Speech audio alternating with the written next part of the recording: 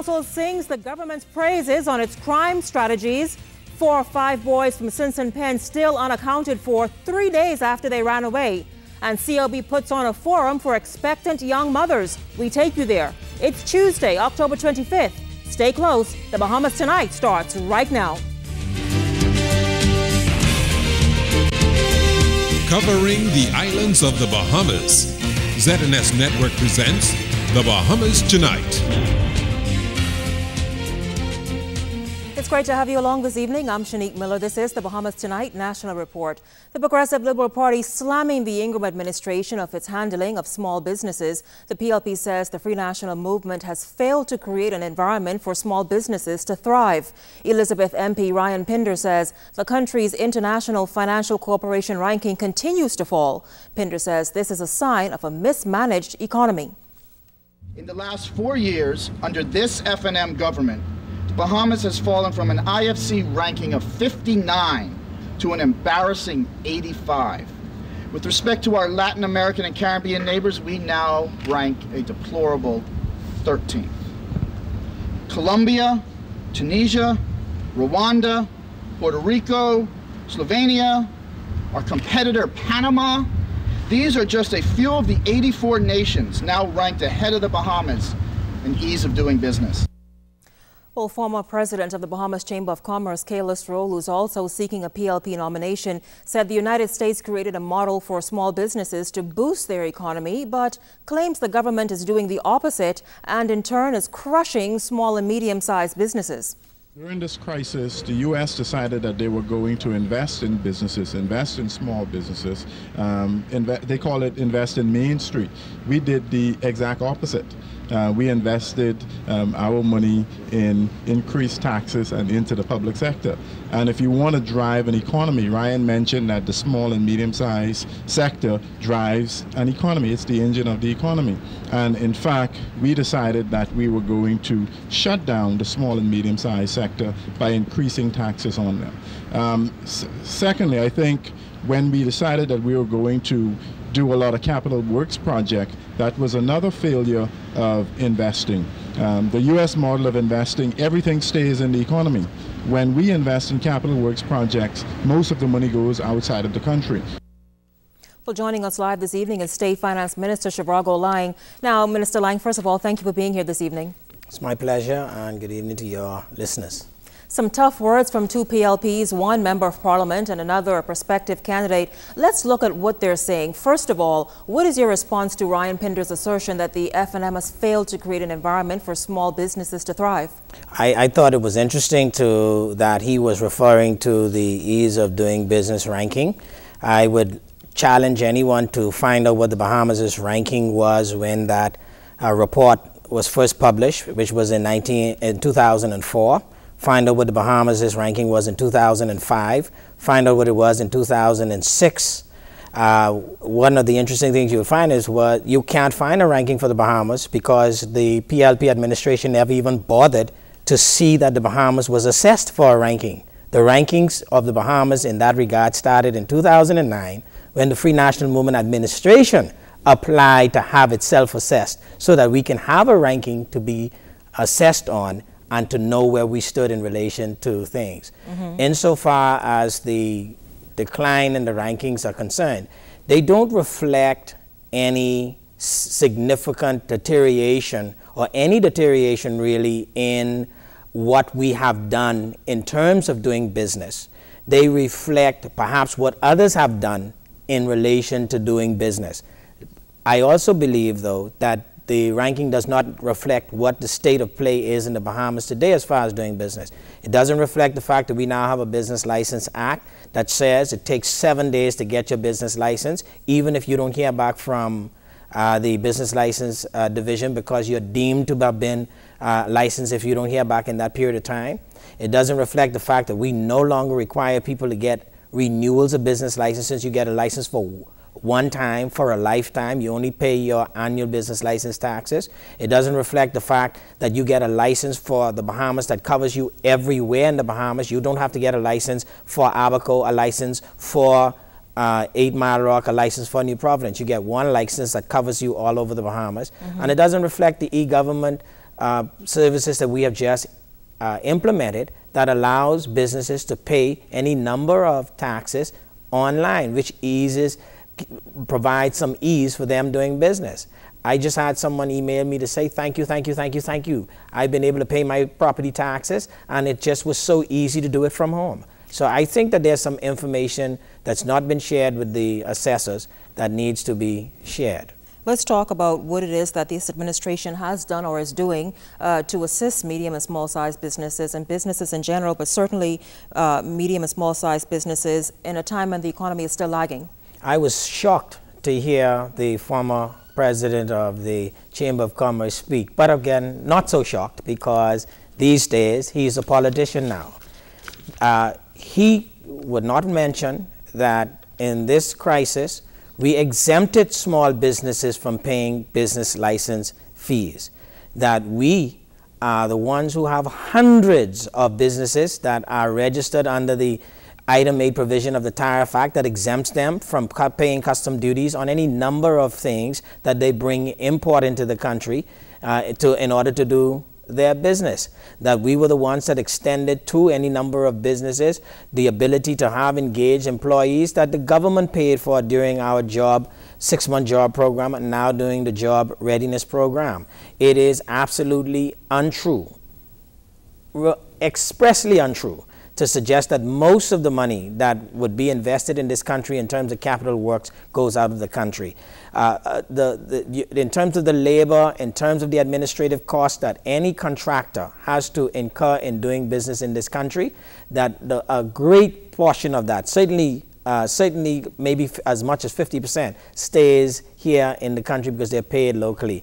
But again, I suppose when you want to make politics because your business now is seeking to get elected in a seat, you have different points of view than when you might have been at a different place. Speaking of capital works, let's talk about those businesses that were affected by the $120 million road improvement project. What is being done to assist them?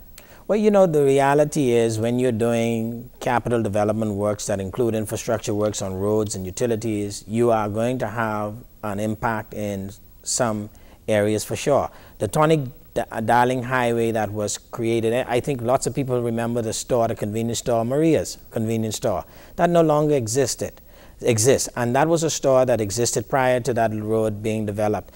The question could be asked, when the former administration was in office, what did they do to assist that business that went out? We are doing something that, once completed, will provide, we believe, for greater quality of life and a greater efficiency and effectiveness to do business in the country. In the interim, it does cause some inconveniences, some frustrations, some dislocations perhaps, but this is part and parcel of development. As to what might expressly be done, I would only say we'd have to stay tuned for that. Now let's quickly talk about the job training program, where it's hoped to have or will have 3,000 people working and learning a new trade, a new career, in order to prepare them for when the economy does turn around. Give us a status update on that. The program is going quite well. Hundreds of persons have been placed so far. Interestingly enough, Mr. Kayla's role talks about what the United States and what it's doing.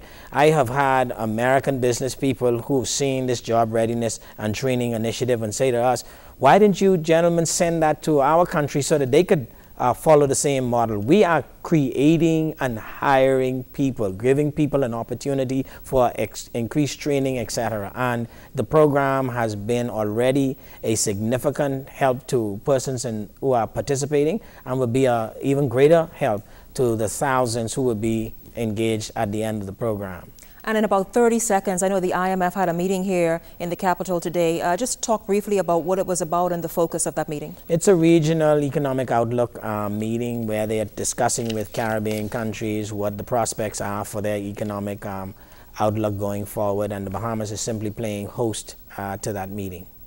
State Minister for Finance Shivargo Line joining us here on the Bahamas tonight. Thank you so much for joining us, and also for your extensive interview this evening. Pleasure. Well, B.E.C. has a lot to brag about tonight. For the first time in years, the Bahamas Electricity Corporation is in good financial standing. This doesn't mean that the significant funds aren't still owed to them, though. At the top of the list, government agencies owing B.E.C. millions of dollars. Altavise Munnings explains in this report.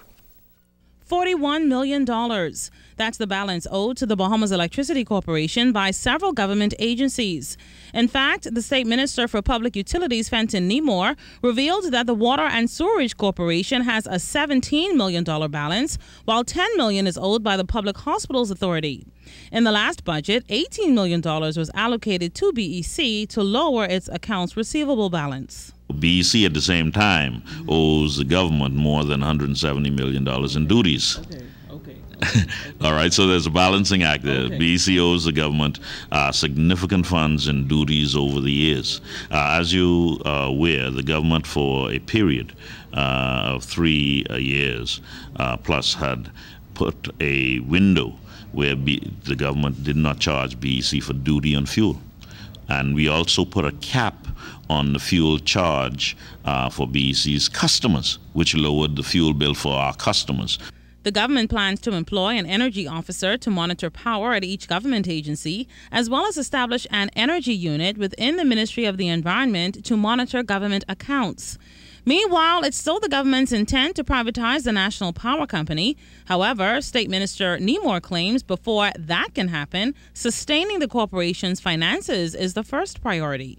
We have gotten to the point where B.E.C. now, over the last year, 2010, essentially broke even. They did not lose the significant amounts of monies that they lost previously. And so we have basically been successful in turning B.E.C. around financially. There's more work to be done within B.E.C. After a summer of multiple power outages, B.E.C. now has more than enough generating capacity. Now, with the downward price of oil on the international market and the Bahamas Electricity Corporation's generation maintenance program at their Clifton Pier power station, Nemore revealed that a decrease in the fuel charge by B.E.C. won't happen right now. Over recent times, we have seen that the cost of heavy fuel oil has not significantly decreased, and there hasn't been significant decrease of ADO, which you would consider diesel oil, for B.E.C. in recent times. And so I do not anticipate in the near future any significant decrease in the fuel charge at B.E.C. at this time. And let me say, when I say the near future, I'm talking next 2 to 3 months. Altaviz Munnings, ZNS News. We've got an update for you on those 4 weekend murders. Officer in charge of the Central Detective Unit, Superintendent Paul Roll, telling our news team that they won't be able to question the only suspect for the Saturday murder of 15-year-old Rashay Gibson until he is released from hospital.